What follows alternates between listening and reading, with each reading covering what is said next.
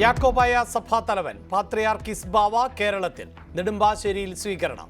നാളെ സുന്നഹദോസിൽ പങ്കെടുക്കും. ബസേലിയോസ് തോമസ് പ്രഥമന്റെ 40ാം ഓർമ്മദിന ചടങ്ങുകളിൽ കാർമ്മികത്വം വഹിക്കും.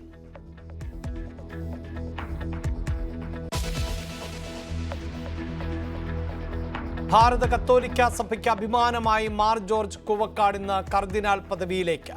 വൈദിക പദവിയിൽ നിന്ന് നേരിട്ട് കർദിനാൾ ആകുന്ന ആദ്യത്തെ ഇന്ത്യക്കാരൻ. സ്ഥാനാരോഹണ ചടങ്ങുകൾ ഇന്ത്യൻ സമയം രാത്രി 9 മുതൽ. ഫ്രാൻസിസ് മാർപ്പാപ്പ കാർമ്മികത്വം വഹിക്കും. സാക്ഷിയാകാൻ കേന്ദ്രമന്ത്രി ജോർജ് കുര്യൻ അടക്കം നിരവധി പ്രമുഖർ വത്തിക്കാനിൽ.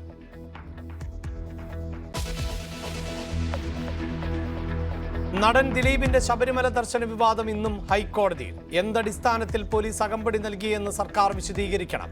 ദർശനത്തിന് പ്രത്യേക ആനുകൂല്യം കോടതി അലക്ഷ്യമാണെന്ന് സർക്കാരിനെ ഓർമ്മിപ്പിച്ചു കോടതി. സോപാനത്ത് CCTV ദൃശ്യങ്ങൾ ഹാജരാക്കണം.